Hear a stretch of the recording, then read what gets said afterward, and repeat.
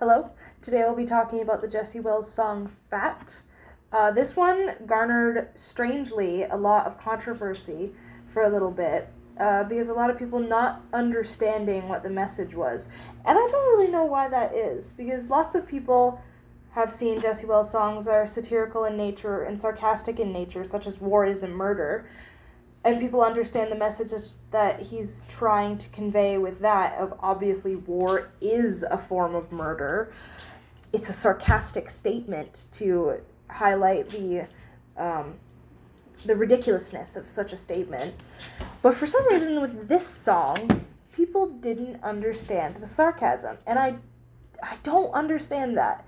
And apologies if you're one of those people. But especially the line, "It's your own damn fault, you're so damn fat."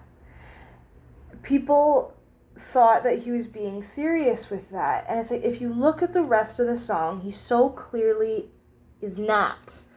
He's not being serious about that line. It's talking about how the culture blames people for obesity. It's a satirical statement about how it is largely a side effect of our society and how it works, and large corporations, and etc., points I will say later. And so that's kind of just the first thing I wanted to say off the bat is, if you thought he was being serious with it, he's not. He's absolutely not. Don't feel like he was trying to be fat phobic or fat shaming. He was not. And if you already got that, just, I don't know. I feel like you can kind of agree with me and feel like it was odd that people didn't understand the sarcasm in this one specifically. Maybe that's something we can talk about in the comments a little bit, if you want to, is why you think people didn't understand the sarcasm in this one specifically. But his other sarcastic songs, people tend to get. I don't know, it just seems a bit strange to me. But anyways, talking about the actual song and not people's opinions of it, first one I wanted to talk about was kind of my favorite line in this, which is, "It's just like when your grandpappy's lungs turned black. That was his fault too. The doctor told him what to do. He smoked Camels. Guess he bought the wrong pack." I love that line because it reflects the historical injustices within not only the healthcare system, but also the companies that make these harmful products. And even though, of course, we need to eat, you don't need to smoke, so it is kind of different in that regard. They do have lots of similarities with a lot of the, chemicals that we put in our food, and preservatives, and dyes, and so on and so forth, that we know are harmful for our health, but we do it anyway. Or that we don't know are harmful for our health, and further research would show that it is. And so I feel like that's kind of, I like the comparison. And so specifically I've written down here that the medical industry has long had conflicting opinions about smoking. So obviously now, loud bird, but obviously now, they say smoking's bad for you, which it is, obviously. Cigarettes are super bad for you. That's a blue jay, if you can hear the bird. That's what that one is. But, sorry. And, so, obviously we know smoking's bad for us now, and no doctor with a brain would recommend you smoke anymore. But there was not so long ago a time when they didn't know smoking was that bad for you, or they thought it was significantly, not as likely to cause cancers and other issues. But even at one point, it was recommended. Even if you were to talk to your grandparents, your grandpappy, he would likely tell you that doctors said that smoking was good for you because it relieved anxiety. And I know, anecdotally, my grandmother was told to take a shot of whiskey and smoke a cigarette when she was pregnant to reduce anxiety and reduce morning sickness and reduce her likelihoods of postpartum issues. So, that is horrifying. And not that long ago is kind of the key detail I want to point out, is that, lots of people think about things like that as, the 1800s is when they thought that smoking wasn't that bad for you. And it's no, we were telling pregnant women to smoke and drink a little bit in the 80s. So it's it really wasn't that long ago. And the hardcore pressure to not smoke anymore is a relatively new thing. Like, even the last generation of adults, 30-year-olds and 40-year-olds will tell you that everyone smoked. Everyone smoked. And even if they don't currently smoke right now, a lot of people did smoke and have since quit in the last 15 years. It's a relatively new thing. And so I think comparing this with food products is a really good comparison because diet science is ever evolving. What is the correct diet is something that we still don't know. Like, of course, there's certain recommendations and certain things that we know are good for us, and obviously we are certain about some things. We also can't be certain about a lot of things, and it's ever evolving, it's ever changing. You'll look at different historical food charts and graphs of what was good for you and what was not, and often those correlate with what is being produced at the time. Like, I know it's an extreme example, but if you look at food rations or what was recommended during World War II, World War I, they promoted lots of dietary habits as being healthy for you instead of just being what they had, which was the fact of the matter. You didn't have access to lots of food products that, we do now, or not in war times. And so, eating lots of wheat products and eating lots of cheap things that is what we had available to us is often what they would tell people was good for them. Now we know that that's not necessarily true. And so you kind of have to take a lot of dietary science with a grain of salt.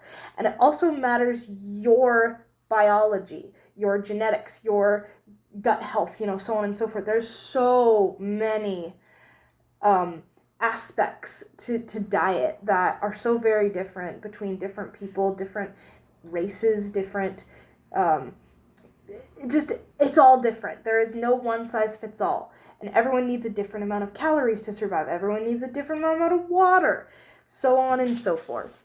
And so you really can't 100% reliably believe a lot of the medical science that is out there unless a dietitian is specifically telling you to eat a specific way because of your needs. Then it's hard to say what is truly the best option for you. And I think that that's something that people really need to understand when it comes to obesity and also being underweight as well. I know that's not as much of it's not as common, but there's lots of people that are underweight, and they are not being told that as much because we view skinniness as the standard, or we view skinniness as the goal to achieve. And it's like, for some people that is not healthy. But specifically more talking about obesity as it's more common, and it's also the theme of this song specifically, is that we blame and we give unsolicited advice, and we generally are just awful to people who are overweight. And say that it's their fault, when that is simply just, it's an oversimplification.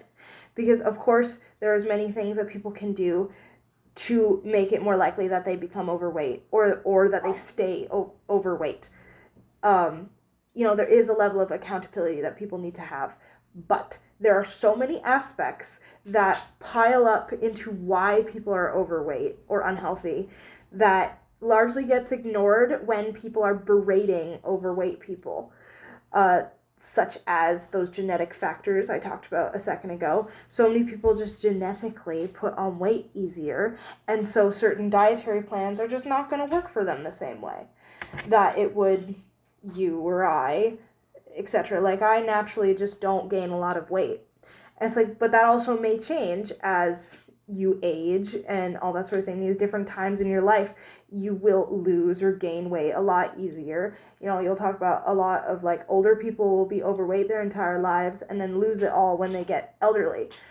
And so that's another factor, is age, and then chronic illnesses and disabilities make it a lot harder for people to lose weight when they want to. And then of course, this song talks about the most is what is in our food, which you don't necessarily know is there. And so if you read the ingredients on any of your food products, there will be things you can't pronounce. There will be things that you can look up that are carcinogens, that are things that make ADHD worse, etc., etc. So many different things. And there's also just a strange amount of sugar in everything. Like, for example, I have some bread right here. And when you read European bread, there's a little bit of sugar because there's supposed to be a little bit of sugar in white bread. That's just how it goes. In this, there is 37 grams of carbohydrates and 3 grams of sugar in 2 slices. That's in 2 slices of this bread. That is ridiculous. That means that in this, I don't know how many slices are in this, but I would probably wager a guess. Oh, I could totally do the math. There's 675 grams in this, and 2 slices of bread is 75 grams. So do the math if you care that much.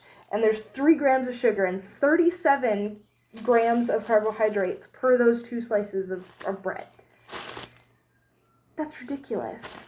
And everyone knows that sugar is one of those adding factors to why people gain weight.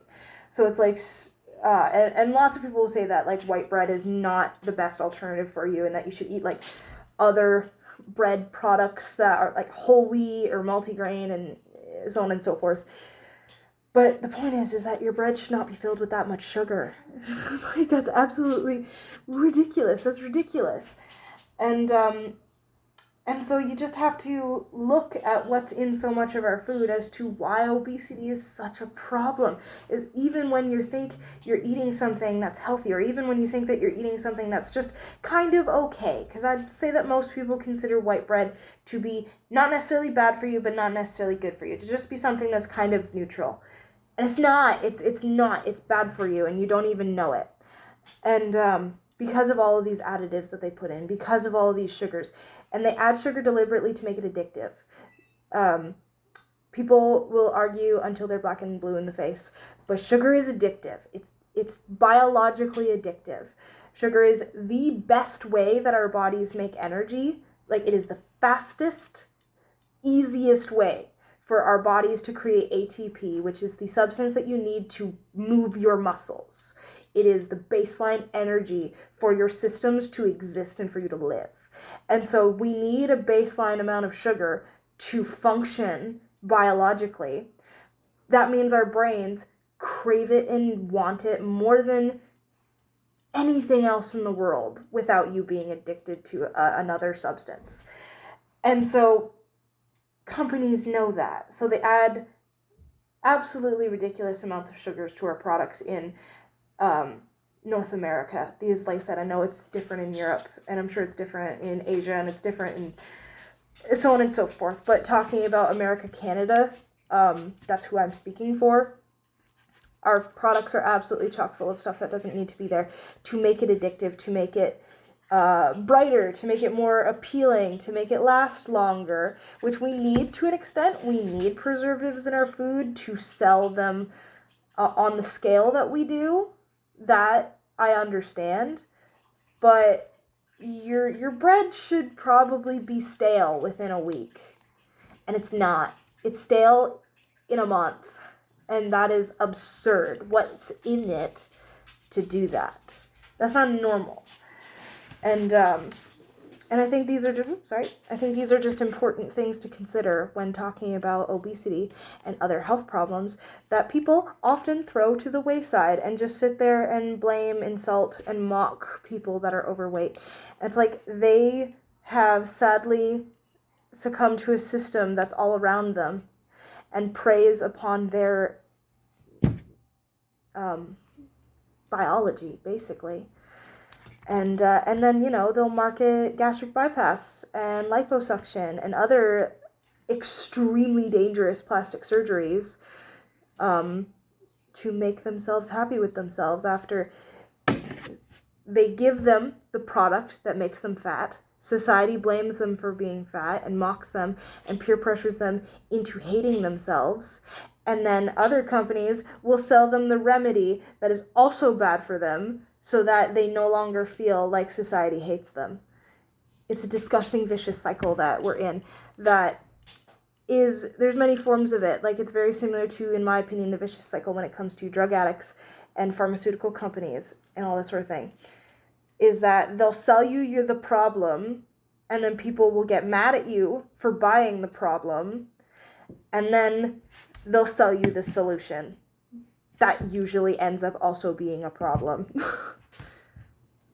And I think that largely kind of speaks to my points here. I also feel like an important signifier is that so many people call for different food safety standards in America, and weirdly we don't really call for that in Canada, but I will often see posts about foods that are banned in like Europe. Europe is kind of the golden standard for food safety, I'd safely say. And so there'll be so many products that are banned in Europe, or additives that are banned in Europe that are allowed in the States, and people will be like, oh my god, that's so awful that they're allowed in the States. And I'll be thinking to myself, those are also allowed in my country. Those are also allowed in Canada. But for some reason, there is not this push in Canada for new food safety laws. I don't really know why that is. But anyways, there's a large push in the States for new food safety guidelines and for many things to be banned that are simply just really bad for us or are not necessary. They're, we don't need, or are really bad for the environment. Like, lots of people call for less amounts of palm oil to be used in our products, which is also bad for you. It's extremely fattening, and it's not a good oil for your system. These are good oils and they're bad oils. Palm oil is not one of those good oils for your body. It's full of a lot of damaging fats. There's different types of fats. There's trans fats, unsaturated, saturated. Some are better for you than others. There's only certain types of fats that clog your arteries that lead to heart disease, and other ones that don't. Look into that if you're curious. I'm so sorry, I forgot what my point was with that.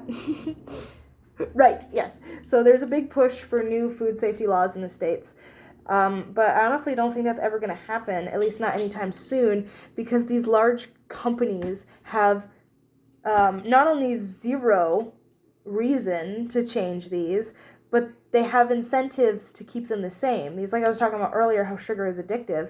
It's like, why would they lessen the amount of sugar in their products? Because that is going to make people buy them less. Whether it is a conscious or a subconscious decision, profits would go down because people would be buying the products with more sugars. Like I said, they wouldn't realize it, but that is what would happen if companies went outside of the normal, which is these ridiculous amounts of sugars. People would buy the more addicting substance, and so they have negative reason to want to change. And a lot of the products that they put in that are like carcinogens and all that sort of thing, those don't affect their profits very much because it's in everything. So like, there's extremely few people that are going to boycott those foods, those products, because it's in everything. You're going to eat it anyway. You have to eat something. And a lot of these health problems that it causes aren't until way later. So they're going to make a lot of money off of you. And then when you croak in your 70s because you ate too much white bread, then they're not really going to care. They're not really going to care because you had a lifetime of eating their white bread. And, if you get diabetes in your 50s, you're going to give money to a pharmaceutical company for your insulin now. So what do they care? So I hope you enjoyed my discussion of the song Fat. Like I said earlier, let's talk about in the comments, if you guys want to, why you think that this song was so misinterpreted when it first came out. There's a few Jessie Wells songs that I think largely get misinterpreted, but I feel like this one was a big one. I remember I saw on national news a news anchor talking about this song and how it was misinterpreted, which is pretty crazy when you actually think about it. So, maybe we could talk about that. And also, don't be a dick. Don't be a dick. That's all this is about. Don't be a dick to fat people. It's really not that hard. Keep your mouth shut. If you have nothing nice to say, don't say it, basically. Love your fellow person. All that good jazz. Have a good day.